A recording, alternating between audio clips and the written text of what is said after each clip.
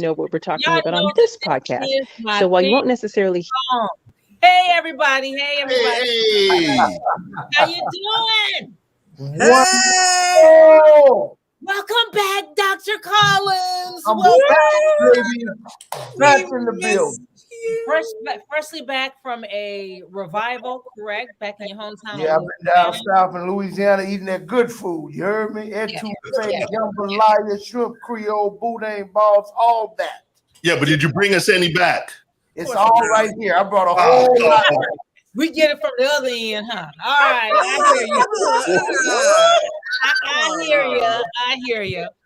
Oh my gosh. Well, anyway, what's up, everybody? This is your girl Z. Welcome to Ships. This is the relationships show where we chronicle the difficult and hidden world of true to life relationships. So I want to introduce the squad. What's up, squad? what's good? Gosh, Janine, how was your week? My week was, let's just say it was wonderful. Okay. Yes, we'll just say it was fantastic, filled with surprises. Okay. All right. Pastor Ricardo. Yes, ma'am. Yes, ma'am. It was actually wonderful. Honestly, I didn't hurt nobody. No one got Hurt nobody. no one got told off.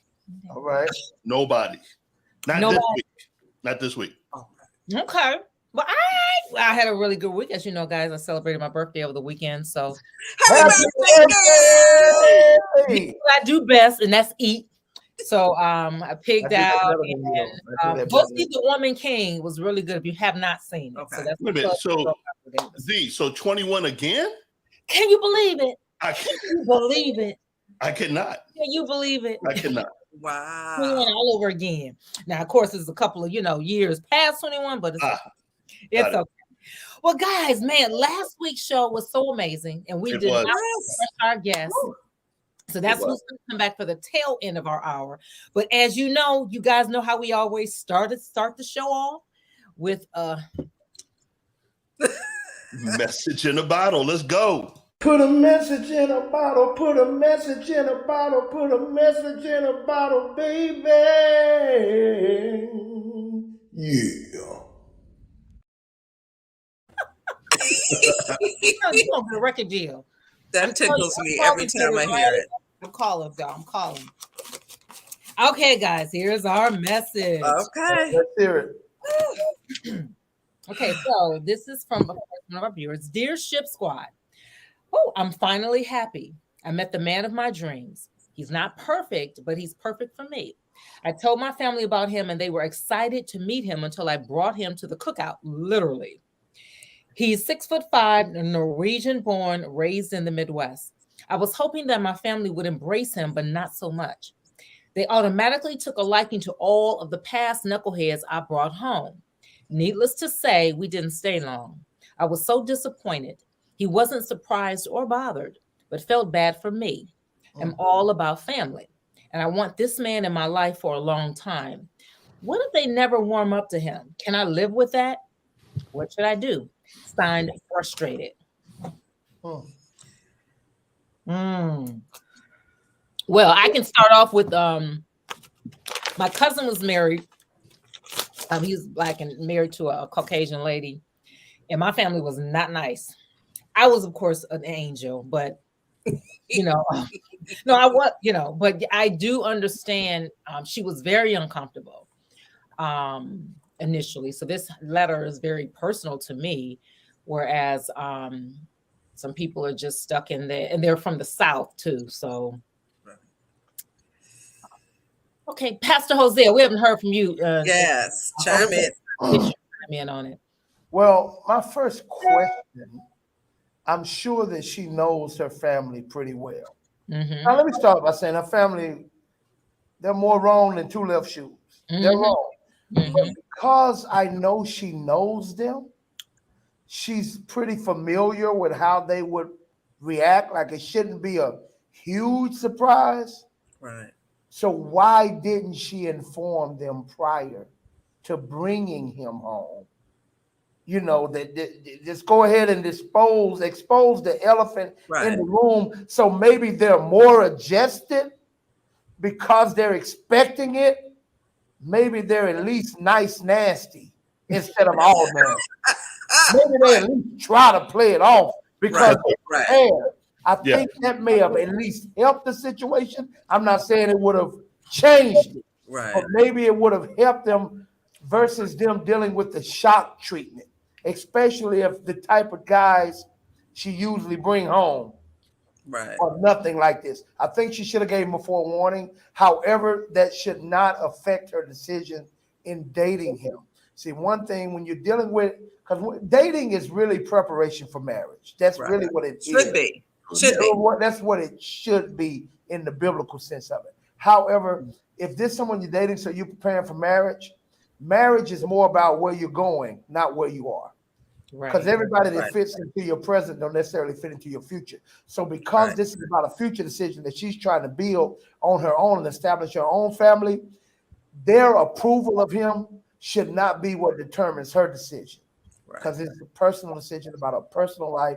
And if they're a good fit and they have a great vision that they can build together, then they should be the ones, or maybe she needs to take this opposition to blaze that trail so someone coming behind her won't have as much trouble because she will at least blaze the trail. So I think she should move forward. Yeah. Okay. Janine? Well, like Dr. Jose, I was wondering why didn't she prepare them?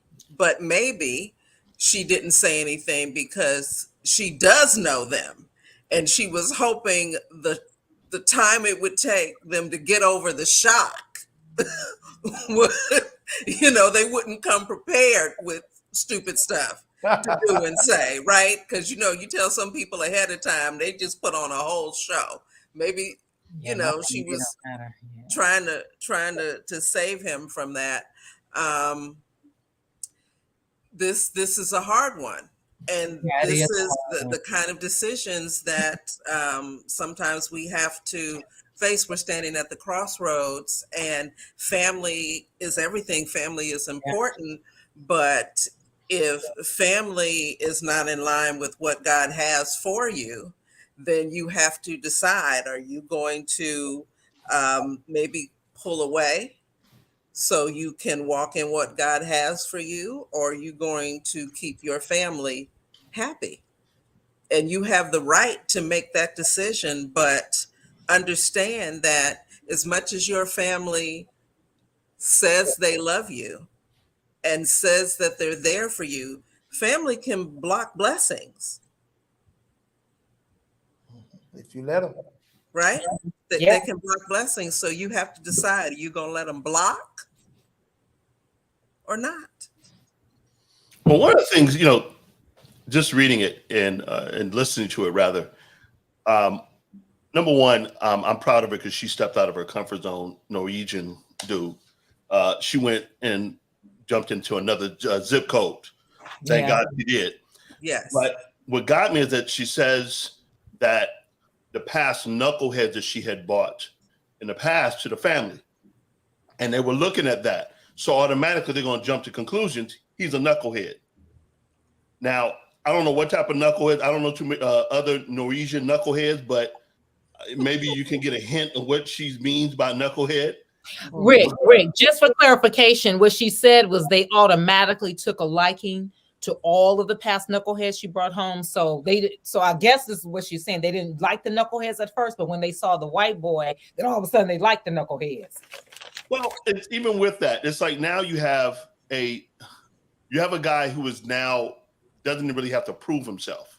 Mm-hmm. And I think only as time goes on, as that they're going to, even their relationship is going to have to be proven. And yes, she could have warned them. She could have pretty much said, hey, listen, this guy's coming along or whatever, or even warned him actually. And I think now the problem is going to be that as time goes on, how are they going to react to the other guys that she brings if this doesn't last? Because it looks like she has a pattern of bringing a different guys in. Just saying. And I mean, not necessarily a pattern. Maybe, in fact, there could have been 3 guys or 4 guys. What it sounds like to me is that all the guys she's brought home, even though they were knuckleheads, they were the same ethnic group. Yeah, and I think Right. like you said, the family. But that's why I'm going back with the whole knucklehead thing.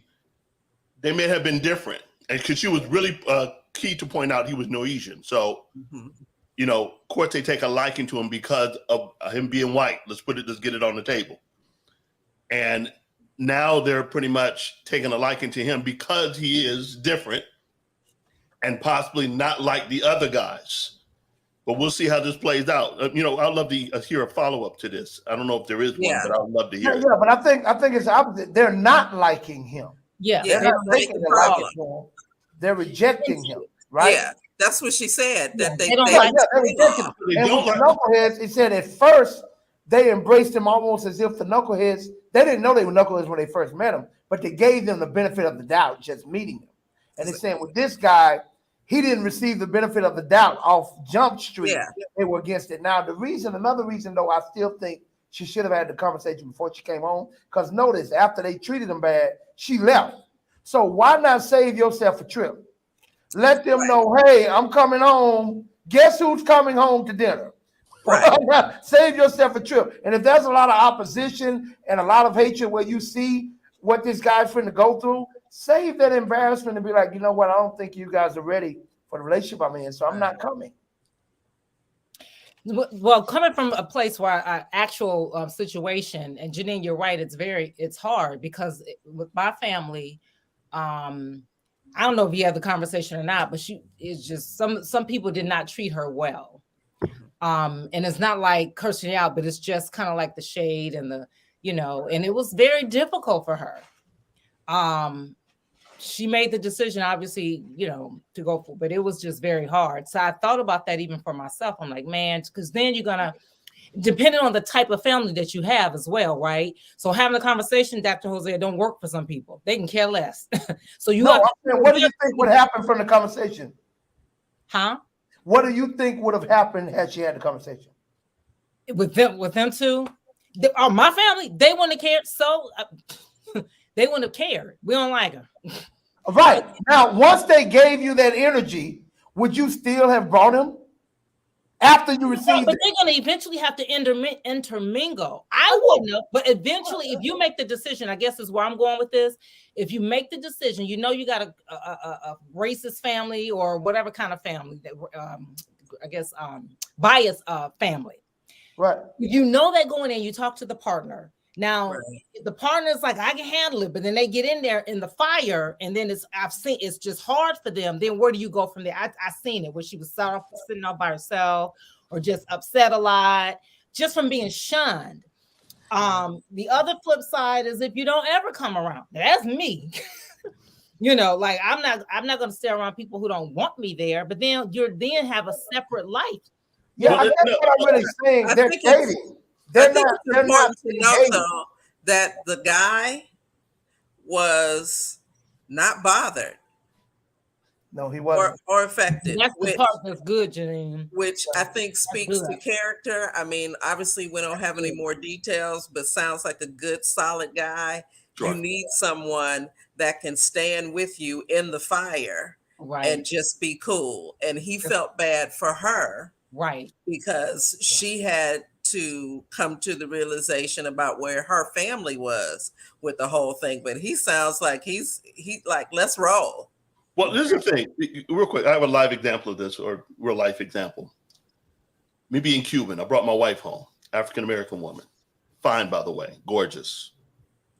So what happens when I brought her? My family, you know, they embraced her and so forth. But since I have people who pretty much are mouthy, I'm not going to say who it is. She went on with the Lord, but mouthy, you know, and she would say certain things, and I'm like, now I would check it. My point is that it is up to that person, that woman who's bringing him into her family, to check it immediately or not bring him around. Yeah. Because if not, later on, it starts escalating. It gets worse. Yes. If you don't learn to check it just straight up, whoever, and this is what I've learned, and this is maybe a good note for everybody, whoever the patriarch or the matriarch of that family is, if they're the one, that's who you have to go pull aside and say A, B, and C. and that will trickle down to the whole family. That's Because true. now you got the matriarch and the What kind of patriarch. family you got? One more time. Depends on what kind of family you got. No, I get you. That's my host, Dr. Hosea Collins. Depends. We know there what ifs. Healthy To your family. point, Pastor Rick, I think it's very important that whoever the person is in the relationship dealing with their family issues, Right. they have to be the one to protect the spouse or Right. the potential and go to their family. It can't just be Absolutely. that person with their face twisted, upset, Right. you know, because then they'll say, oh, Not there. it's really not a problem. You just got to stick up your butt. And so, you know, it has to come from the family member to say, you know what? I'm uncomfortable when you do such and such, when you say such and such. And you have to own that and stand up for your person. Yeah. And I guess I'm concerned with how far they were in the relationship, and I know the letter doesn't tell us that. But if this is somebody you just start dating, that's why I'm like, it's not even a big deal for it to bring them around. But if this is something that you know you're serious about and you're thinking about taking it to the next level, then there's more of a need. Let me see how this works. Yeah. Absolutely. Absolutely. Okay. Alrighty. This leads us into part 2 of our conversation from last week. As you know, we had the beautiful Miss Tahera Rene Christy on, and she blessed us with an amazing testimony. Yes. To her love life. I've known Tahera for a very, very long time. I've seen the growth and just how she got into this amazing relationship. So we're just going to pick off. She left a cliffhanger last week, so we're going to bring her back up. But she has a special guest with her this time, the handsome Benjamin. Hello. Hi. Welcome. This is so good. Yes. I love it. Man, so Tahera, you left a little cliffhanger, so we're gonna just jump right into it because we don't want to run out of time. But you left a cliffhanger. Rick had asked you a question. Well, let her officially introduce. Okay, go ahead. Yes, Your husband. because you also have to remind me what the cliffhanger was because I have mother I brain will. and that was a whole week ago. I will. But you know how it's funny, people who talk highly about their partners, those are typically the delusional people that don't have a real partner in real life. They just be talking. I just want you to know he's real. I could pinch him. I'm real. He's real. This is all me. I'm real. I actually truly love my husband, and he is here in real life, and I'm so grateful. This is Mr. Benjamin Jacob Christy, and he is a leader and an amazing husband, a wonderful father, and just a good guy. And I'm grateful that he's by my side to give you guys fill in some of the Swiss cheese that I might have left out just from sharing my perspective. He's got one of his own, and this is a whole podcast in itself. So thank you guys for having us on again. Well, all right then. Welcome, Benjamin. Welcome. Thank you. Welcome, Ben. Thank you. Ships. So, okay, last week, Pastor Rick had asked you a question dealing with the racism that you have had to deal with being married to Ben. So you can go ahead and pick up where you left off. I think we were talking about I remember the time when you were with the Trump supporters. Yes. Okay. So that was, and we have two different perspectives on that in that situation where we were really just being ostracized because of the color of our skin. That was the first time in a very long time, especially living in Orange County, California, that we felt that. And because we were together as a family, my husband was kind of walking behind us with our youngest daughter, and I was kind of walking near him, and our oldest two daughters were walking in front of us, and there was a Trump parade going by on PCH. Yeah. And so people were yelling at my daughters. I'm not going to apologize for being white. Like, granted, we had masks on. We said nothing to no one, and they kept saying things to us. There were people in their cars with their kids, and it was just like, why are you subjecting your children to this racism, this craziness? And my husband felt, I could see that he just kind of felt defenseless. And I was like telling my daughters, just stand down, like say nothing. Let's walk away. This felt like Selma, 1960. I didn't want to be lynched. I didn't want to have things thrown at us. We're literally just Black people walking down the street. And so it was incredible. I came home, I cried, I made a whole video about it. And just why would you subject the next generation to your biases? And You know, how did you feel about that? The way I felt about it was that I could see that, you know, my wife and, you know, our daughters could hold their own. It was just really strange because we hadn't been in a situation where someone felt like they were entitled to go up and offer their opinions to them, as if like they needed to hear them, as if that was going to change their mind about anything. But we had to realize like this was literally, I think, the weekend before Election Day in 2020. Yeah. So people were getting all riled up and they wanted to show their support, but they have to understand that at the same time, it's like, just because you feel a certain way about it doesn't mean you have to parade or trumpet that to everybody else. Nope. And I did not have the context of having that happen to me. So like she said, being defenseless, this is what we have to encounter in our relationship. A lot of times I'll walk into a situation blind because I have no prior experience to this. And so I might look like a deer in the headlights. I might be a little bit thoughtless because I don't know how to come to a conclusion. But she's kind and patient enough to let me know, look, I felt this way because this is how it means. And that's some of the situations we've had to overcome. Because again, if I have no frame of reference, she has to kind of walk me through where she's dealt with this hundreds or thousands of times. So the empathy is not naturally built in, but we really, really do strive to want to place ourselves in other people's shoes. And that's one challenge we've had to overcome. That's really good. That's really good. Absolutely. Man. So Tahera, so that was one of the I guess one of the hurtful points in your life. When was the first time you noticed the ostracizing in Orange County? Or was it before Orange County with you and Benjamin? It was way before Orange County. We're from Oakland, and Oakland is a Black city. I mean, it is very multicultural now, but you know, pretty much coming up in Oakland, it was mostly that was my experience with Black schools and Black museums and, you know, Black education. My dad took me all over the city of Oakland, you know, Black Panther Party. Like we were inundated with our culture, and it is not that here. I'm literally one of 3% of the population, probably more like 1% in Mission Viejo, whereas I was one of probably 90% when I lived in Oakland. And so he was the minority. So growing up where his parents lived in Santa Rosa, which is the equivalent of like Laguna Beach or, you know, somewhere out here. And then they deliberately moved their family to Oakland to give their kids some culture. And so I love the fact that his parents were hippies and their parents were like evangelical Christians that were just like, you know, God doesn't like Blacks and gays. And they were of that mentality. And so that made our wedding interesting. And I can tell you more about that. But we started off in Oakland. And I remember walking down Jacqueline Square or the Embarcadero downtown, and brothers would come up to us and be like, yo, you can't be with her. Like straight up, just say it to his face. And he's so brazen and like, but I can. I was his woman. That was like, that's one thing in our relationship that has been a constant since we were 16 years old is he will hold my hand. No matter where his hands are on my thighs, no matter where his hand is on he's touching me at some point. He's touching me right now. And he's never been afraid to show his affection for me because he loves me and he wants to project that love wherever we are. It's not because it's PDA, but even though it's like, sometimes I'm like, I would like a peck. I'm like, just a peck. He got to go all in, the lips all, the tongue coming up. Brother, keep your tongue in your mouth.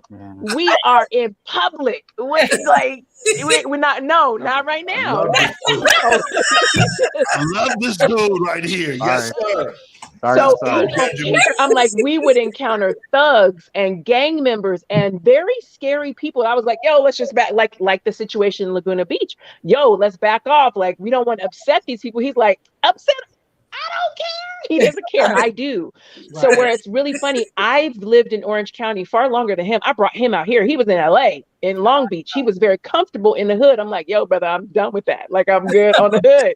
He wanted to stay. I was like, I know you love Black people, but I love peace and quiet. I love birds and not helicopters. You hear me? I'm trying to transition to this new form of life. And he did not like the birds, like at all. And so because he's the type of guy that lives for the thrill of adventure and doing what the hell he wants to do when he wants to do it, with no filters, no explanations, nothing, because of his privilege, because he's lived a life where he has not had to filter, and I have. He has taught me how to be more free with my Blackness, with my womanhood, with my sexuality, with everything, because I mimic his freedom. So we bounce off people. Whereas he's gained empathy, I have gained freedom, and it's been a beautiful thing. We're not both suppressed, and we're not both, you know, privileged. So there's that respect we have to understand, like women and men should, but often don't, especially when we're up the same genre of persona. We have built in respect in our relationship. We have built in empathy and patience and ability to listen, and that's often what's missing in a lot of relationships. I don't know. That's my opinion. What do you think? No, it's true, because to her point, when I was living in Long Beach, she was in Laguna Niguel. And when I came to visit her, people would look at her like, what are you doing here? So when she came to visit me in Long Beach, people would look at me like, what are you doing here? But actually, again, we have to really deal with people are not always privy to having lived in Oakland or Atlanta or LA or some big city like this. You know, we have to understand, because we got used to that privilege of ours, of being in a blended society. Not everybody will. And so when I brought her around my family, they don't have that frame of reference. They don't. You know, when I'm bringing her to my Thanksgiving back in 1996, you know, or 97, my mom would always say something like, oh, do you like Scary Spice from the Spice Girls? Is that because she's black? And it's like, that's a straight face palm right there. That happened. That happened because she has no frame of reference. So if we're dealing on a larger scale with people like that, we have to realize they haven't seen what we've seen. And so therefore we have to kind of treat them with kid gloves. And it stinks at the same time, because we've done this for so long, but that's the only way we're going to teach. It's as if, like, I haven't seen so many movies that she has, but she can't be like, how come you've never seen that? It's Color like, well, Purple. Yeah, how come?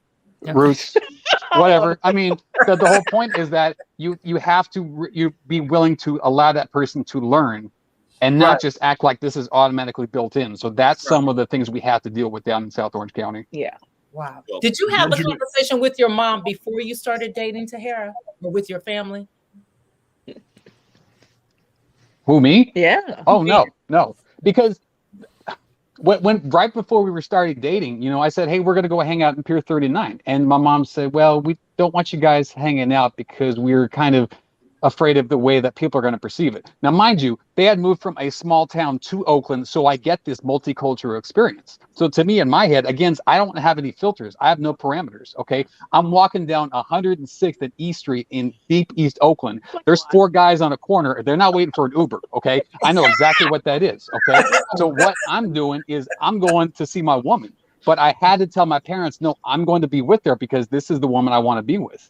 And so they were kind of, you know, like taken aback to see me just really, really being, you know, bold about this. Wait a minute. One second.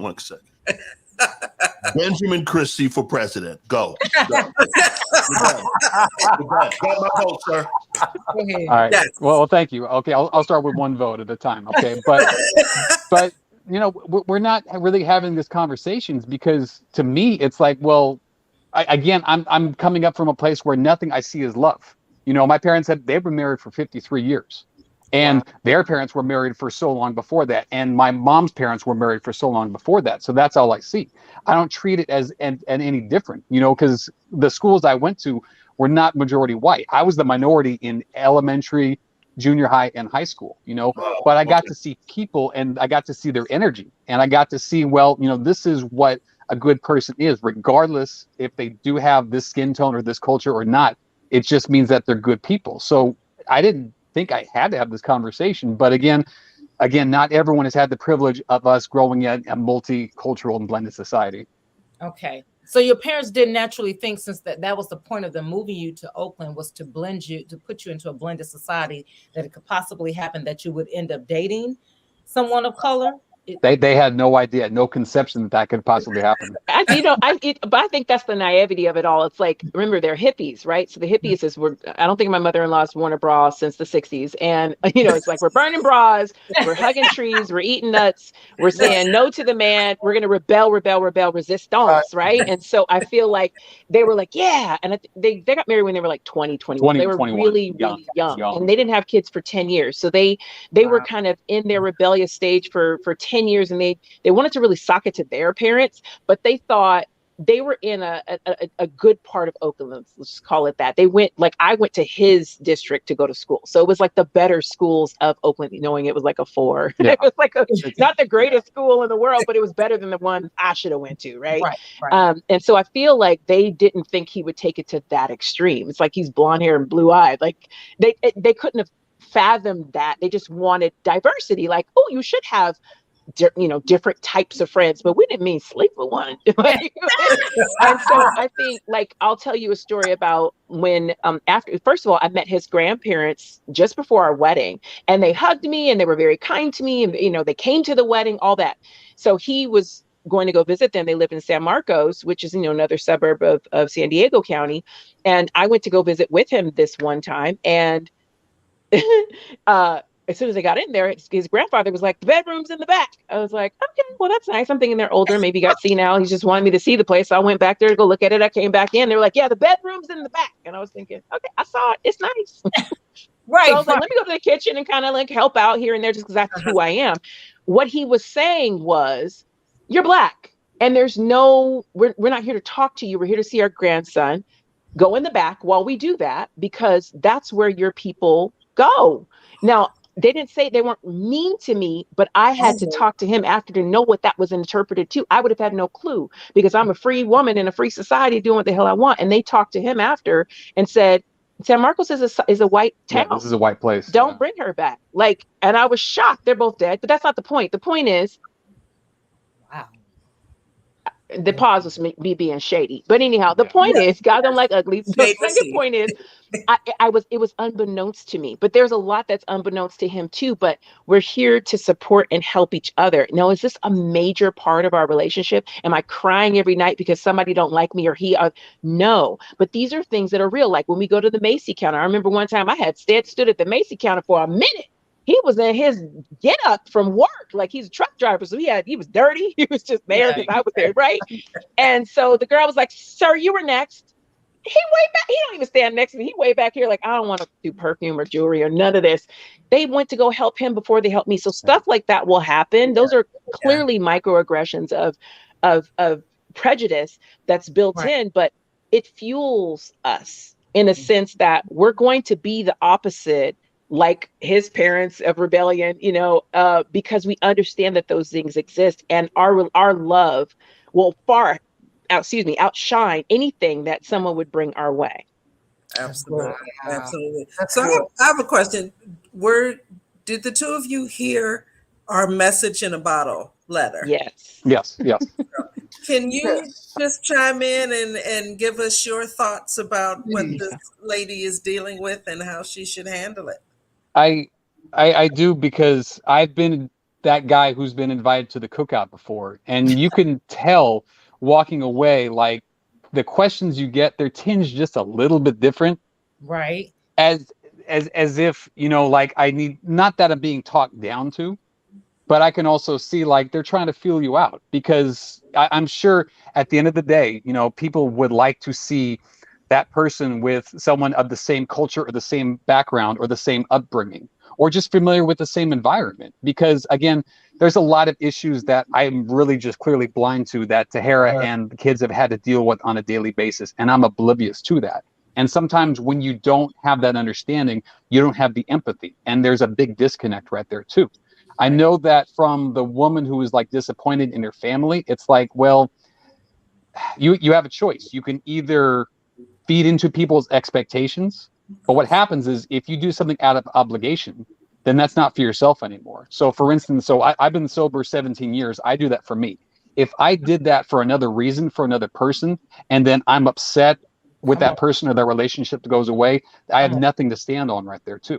If I'm just doing this relationship to please my grandparents, which I clearly didn't, then guess what? That means that I'm not being true to myself. I'm not being free. I'm not being open. So I think a lot of that has to do with just the expectations of the people in the family are way different than your own. And sometimes they want to keep you in a box. They want to keep you not trapped, but it seems like they almost want to manage that. Yeah. And it's an uncomfortable conversation to have when you date or marry outside of your culture or your background or environment. But at the same time, this is what happens with real growth. Because I know that with her parents, they needed to see that consistency. Like, am I really going to be, her husband and the stepfather of her kids? But they needed to see that consistency. They needed to see that, well, not just, he's the right white man, he's the right man for this. Sure. Right. And that's a really, really tough thing to have. So with that message in the bottle, I would say, sometimes you really have to defy those expectations in order to find yourself. You're not rebelling just to rebel. What if that's the right person for you, that 6'5" Norwegian from the Midwest, then that's the right person for you. And everyone else has to deal with it or they don't. But guess what? It's like, you're not doing that for them. You have to do that for yourself. That's good. That's That's what he said. I have a question. That's good. That's good. Well, yes. When it comes down to your friends, you guys have mixed friends, or should I say mixed marriages that you're around a lot, or just a particular culture that you tend to gravitate to? It's so funny. I've been told many times by a lot of my friends that I tend to befriend the freaks and the outcasts of the people who are different, just because my name, like I'm a rooter of the underdog in general. And I have a rebellious spirit, just like he does, hence why we work so well together. Mm-hmm. But we have a diverse group of friends that are of all different genres. Like, I feel like we're in the same category, being an interracial couple, being a blended family, a blended biracial family, as people who are gay, as someone who's with a little person who's of an average size person, or someone who's with somebody with a disability or in a wheelchair. You're gonna be looked at. You're different, okay? You're not gonna pass in a Black society as two Black people would, or in a Latin family with two Latin people, or in a white family with two white people. We look different, and this society is based on the visual. Hence why social media is what it is, right? And so we have an understanding of that, and I think that our inner confidence as who we are as individuals helps us to walk this tightrope walk. It's a mouthful. Of being ourselves, and also sharing the understanding that people aren't going to either like or appreciate what we bring to the table, but we are surrounded by love. I mean, I went to an African Methodist Episcopal church. He was the white guy standing in the background watching me sing in the choir, and in my daddy suits, as I mentioned, trying to understand what was going on in this very loud, boisterous, people are yelling back at the pastor. This is all new to him. This is all a cultural difference. When he came to my family for Thanksgiving, all my grandparents, my aunts, everybody's from Louisiana. So my grandmother would come up to him and say, does your mama cook this kind of food? Do you eat these kind of vegetables? He was just like, no, ma'am, but this is delicious. He didn't. And ask for seconds, Right. not knowing you're not supposed to ask for seconds. I asked for seconds. They talked about him too, but like, that boy just ate so much. He had to learn that. And so I think that's the beauty of it, is we get to grow old together, continuously learning about everything together from multiple perspectives. How awesome is that? So our friends reflect that diversity and that opportunity to learn new things. I always tell my kids, once you stop learning, you die. Like, what's the point of life if you're not continuously learning something? Because there's so much to know. And this is an example of that. That's beautiful. Okay. I have a statement and a question. Our first statement, I want to just point out how some of the things that you guys have expressed that makes your marriage beautiful are not just things that are needed in an interracial couple. They're just marriage principles. How he's made you more free. Yeah. How you've given him more empathy. Like, those are the things that are supposed to happen. Yeah. We're supposed to make one another better and expand each other's horizons. And I'm supposed to be better with you than I was without you. You're supposed to add value and things to my life. So I commend that. And I pray that people that are watching don't just think that applies to how you make an interracial relationship work. Sure. Every relationship is supposed to go for one another like that. My question would be, as it relates to your children, do you know of any way your relationship has had an impact on them, to your knowledge, as it relates to school? Like, do they have to deal with bullying or people picking? Like, have they had? And it's so funny. I'm going to start because I know he has a couple of instances to talk about, but first of all, my son was 9, my twins were 6 when we got together. They're 17 and 20 now. And so he's raised them their whole lives, and they've had a white papa, the majority of their lives. And one of the things that one of my twins came and said to me a few years ago is, you just kind of got married, and you kind of just got married to this white guy, and you didn't really ask us, you didn't really ask our opinion, and that has affected us. And I was just taken aback because I didn't think about that. I just thought, hey, I got you a daddy. You're welcome. But I know it affected my son, who wanted a black dad. My husband wanted to adopt all of my children many years ago, and we've gotten resistance from their dad. But my daughters still want the adoption process to take place. Whereas my son, we've asked him multiple times and he said no. He loves my husband. However, he identifies so wholeheartedly with his blackness that he does not associate, but he would never want to replace his black father with a white man. And he's very adamant about that. And we can't do anything but respect that. Right. And culturally, my kids are very different in the way that they have their interactions with him and versus me. Being a woman, being a black woman, him being a man, being a white man, there's a lot of layers there. But we also have family meetings. Like, let's talk about this. It's not an elephant in anybody's room.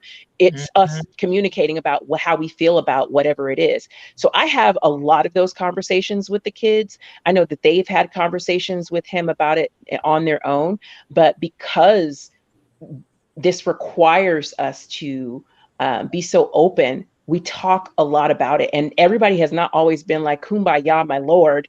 We were just talking about this yesterday. When I saw Django, I didn't talk to him for 3 days. Okay? More like 10, but it was 3. But it was 3 solid days where I was like, I can't talk to you. Nobody from your culture, your heritage, your continent, none of that. I heard the N-word more times than I ever cared to hear in my life by a man who looked just like you. I can't. So he was guilt by association? Yes. By affiliation, because I'm blackity black. I'm extra black. Put black on top of that black. And I just couldn't. And those biases. So like, if you would think, oh, she's a white man, she ain't got no, all that goes away. No, I don't. I'm still human. I'm human. I am a black woman. I'm black before I'm a woman, before I'm a mother, before I'm a wife, before I'm anything else. You hear what I'm saying? So because those sensitivities will always exist, we have to talk about them.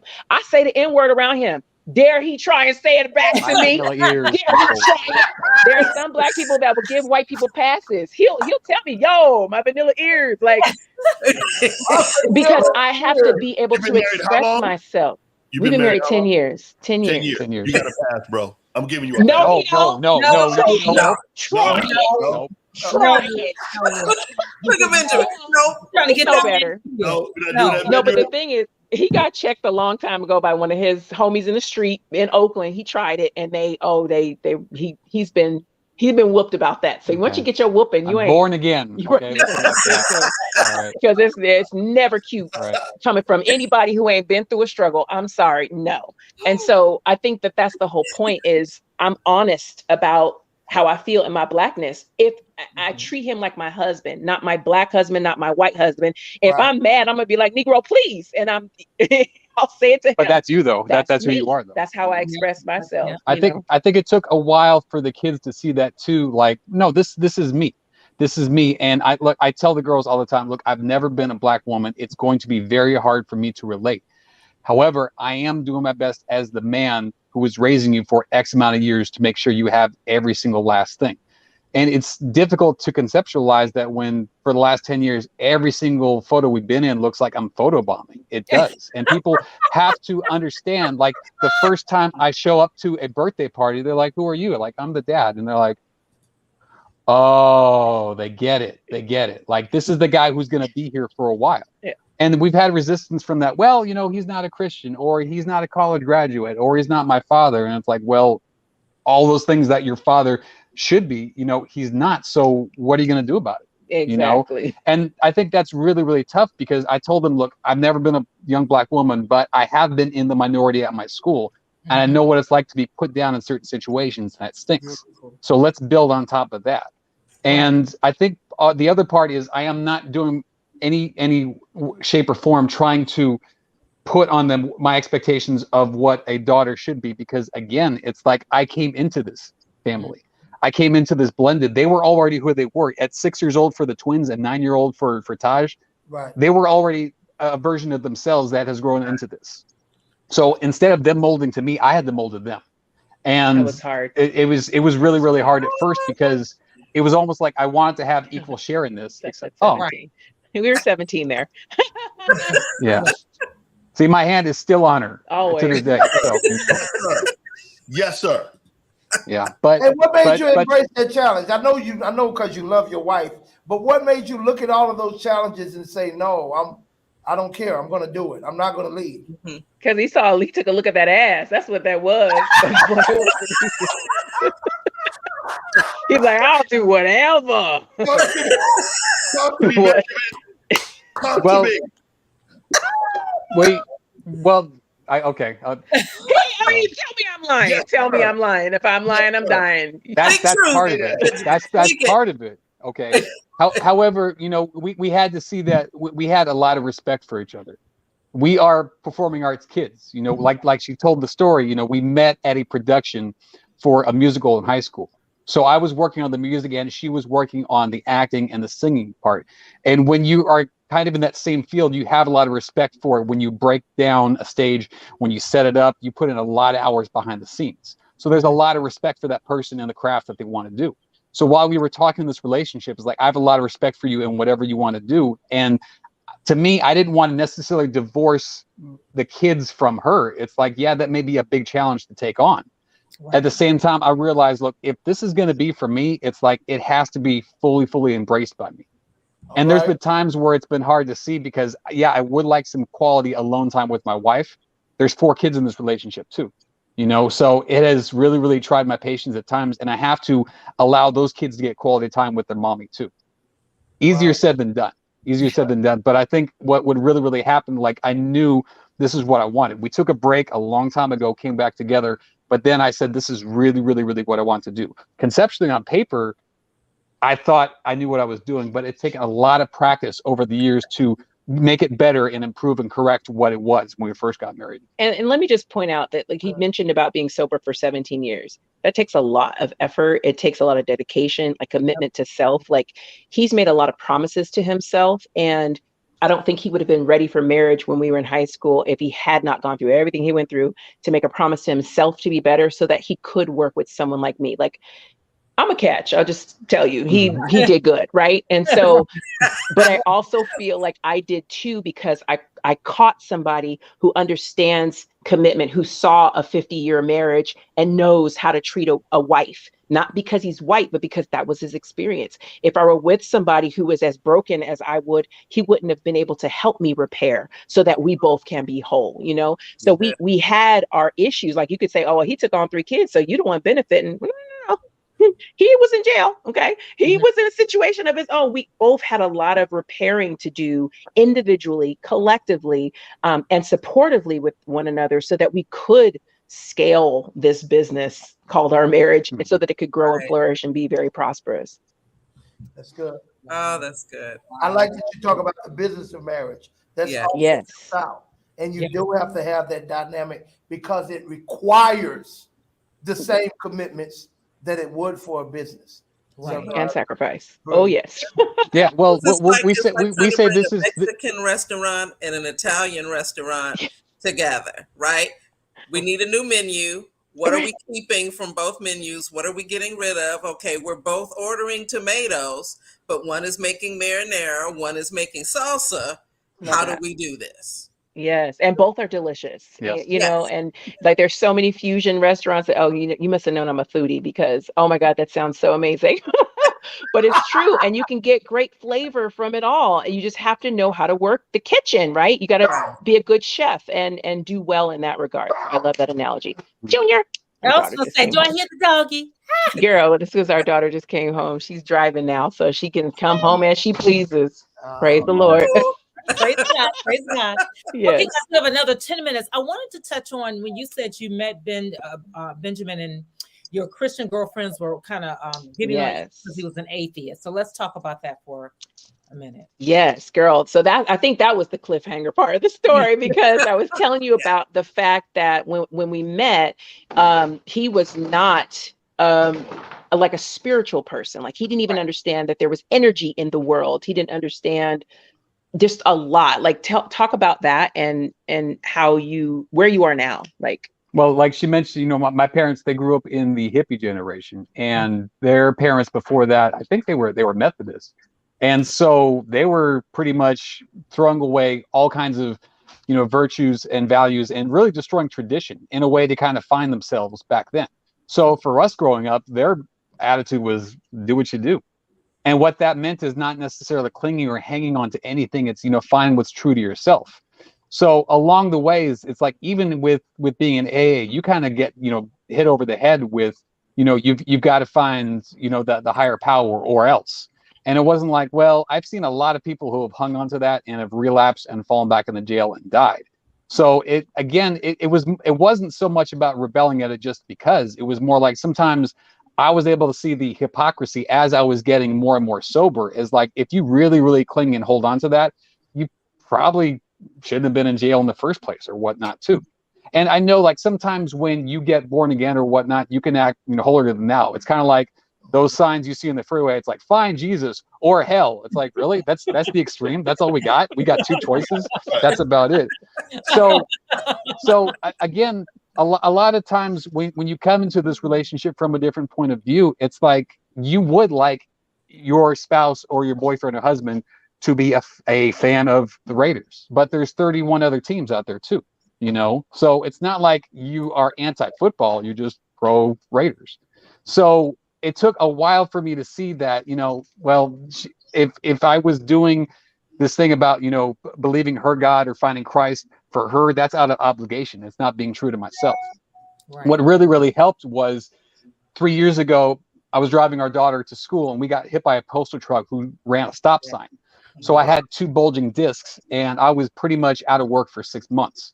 And so while I'm in the bed and I cannot work, I cannot contribute to my family, I cannot satisfy my wife the same way I used to. If you know what I mean, and anything to do.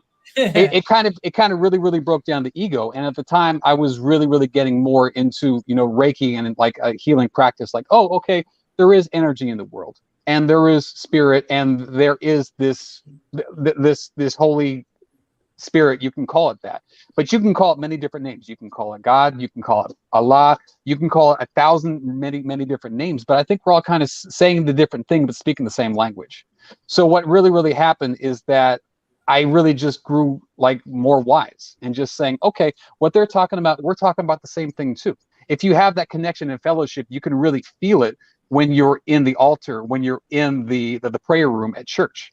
You're just calling it a different name. That's all it is right there. And sorry to take you back on what you were saying. What I saw that as is learning how to interpret my experience as a Black person, which is tied culturally to Christianity. Mm-hmm.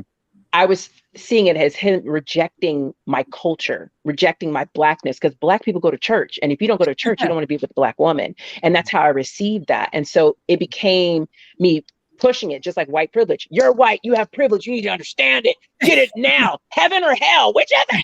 And he was just like, whoa. Like it was just so much for him. Why is the pastor yelling at me all the time? What did I do? You know? So he didn't understand that push. I didn't understand his resistance to acceptance, and he didn't understand why I was so overzealous about him accepting my culture, not just my religion.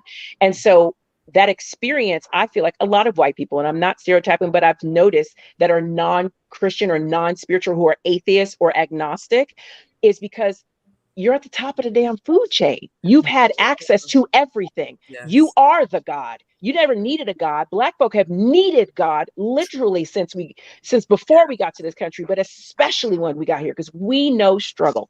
We've known struggle for generations. We've needed God to pull us through. I'm sorry, what did you need God for? And there are moments where he had difficulties and he didn't know what to call upon, but there were nothing compared to what he went through 3 years ago with his accident. Because Junior, get off my couch and stop acting. Sorry, I'm very Black and my dog is like a child. And when he acted up, get off my couch. Sorry. What was I saying? 3 years ago was nothing like. Yeah. So that was his moment of empathy. And I'm finding, especially now politically, white people in general, I am stereotyping, have a hard time with empathy because they've never had to deal. And it's not until their kid becomes gay or their kid is on drugs or their situation changes that they can understand what some other person, some person lower in society than them has gone through. And so I left the whole God thing alone, like maybe 7 years ago. And he found him on his own, not just because of his experience, because he wouldn't have even gone to the opportunity to find God through that experience had he had not seen my example all of these years. He saw my dedication to this space that was not treating me very well. In fact, he's like, why do you keep going back? I'm like, okay, God hasn't told me to not be there. And he was like, well, why would you listen to this God if you're unhappy? I'm like, you understand, it's deeper than my flesh. I'm in any space that I'm in because God speaks to my heart directly, and I have to do what God tells me to do. And he's seen we've had some low moments in our relationship where it was nothing but God, because it was the last second and the last minute of the last day, and situations were just like dire or deadly, and we made it through better than we ever could. And he's like, how? Bruh, this how my God works. You know what I'm saying? So he had to see the example in real life, in real time, and then know it for himself. And so did that make him Christian? No, but it made him highly spiritual, highly aware, and his journey continues. Because my Bible tells me, go out and make disciples of all nations. But a disciple is simply a bearer of good news. And he is one of the best men. Like my baby daddy, Christian, he'll tell you Christian all day long. He ain't seen these kids in years. You hear what I'm saying? So his behavior was not that of a Christian, but I tell you, this man is more of a Christian than I've ever seen any Christian in my life. So that's what attracted me to him, because it wasn't title, it was his action. You could say whatever you want. Like I said, I got a whole baby daddy. I've heard a lot of words. What are your actions suggesting you are as a person? His character, his integrity, and his honesty are rooted in who he is as a person. That's why I love my husband. Yeah. All right, girl. Well, we man. got a couple of more minutes. We're gonna let everybody give some last thoughts. This has been so good. Oh my gosh. Any last thoughts for anybody? Oh my God. This was thoroughly a thrill for me. Yes. Because just seeing you guys operate and just listening on how you are a tremendous witness to your husband speaks volumes to a lot of married women whose husbands are not near anything where he is, let it be spiritually alone. And so I think it's a tremendous testimony, because that's one of the key things. I'm sure Pastor Hosea can testify that as we counsel, one of the key things a lot of women go through is like, I'm trying to bring him closer to God. So they'll use us as bait, like, you need to tell him, no, you need to live it. And that's period. Yeah. So thank God for you. Amen, Miss Christy. Good job. Amen. Thank you. Thank you. Yeah, the Bible says, let it be the lifestyle of the wife. Absolutely. Right. Let it be the lifestyle. And what I want to encourage you on, Brother Benjamin, is as it relates to Christianity, whatever, it's not about religion. It's really all about relationship. Yeah. So as your journey continues, you continue to work on developing your relationship with, as you say, if you're calling him God, if you're referring to him as the Holy Spirit, Jesus, you develop that relationship and allow him to reveal what's real to you. Absolutely. Absolutely. Amen. Okay, Janine, any final words? Just want to say thank you for coming back and bringing your hubby to share with us. I hope that those that watch this that are so adamant about, I'm only going to date this or I'm only going to date that, you could be missing your blessing. People, please step out of your comfort zone. Let that crazy stuff go. Your blessing could be in any package. You don't want to miss who God has for you. Right. Wake up. Amen. That's right. All right. So guys, like, subscribe, and share. Eventually, guys, we're just going to be on our Butterflies YouTube page. But right now, you can find us on a couple of different social media pages. So again, If you have any letters for Message in a Bottle, please email me at Zandra, S as in Sam Wilson, at yahoo.com. The Z is in zebra, O-N is up on the screen there. Don't forget the S in between, because a lot of times people email me and then it'll bounce back. But send your letters to us. We would love to hear from you. You don't have to, if you don't want us to use your name. As you can see, a lot of people will have anonymous names, or they'll say don't use their names, and we definitely won't do. We will honor your wishes. So definitely send your letters in. Again, let us know what you want us to talk about. So also send in some topics and let us know what you want to talk about. And if you have any questions for Tahera, what's your social media pages so they can find? I am available at Love Amor Prop on IG, on Pinterest, on Instagram, on Facebook, on LinkedIn, all of that. Definitely check out my website, amorp.com. And lastly, you have some books. I was going to put them up here for you. Yes.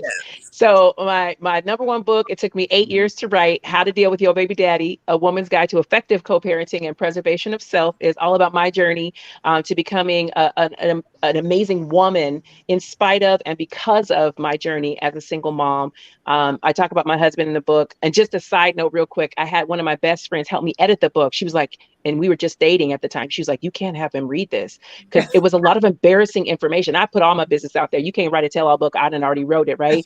And the funny thing is, not only did I have him read it, he told me to add to it. So the first 3 chapters of the book is as a result of his encouragement. So that's how I knew. I was like, okay, maybe this one's the one, because he wasn't embarrassed by my story. He knows all my business. He keeps all my secrets. They ain't secret no more. He's proud of me regardless. So anyhow, pick it up. It's a good book. It's on Amazon. You can get it anywhere. And thank you for your support. And of course, A Safe Space for Us, which is a healing journal for women of color.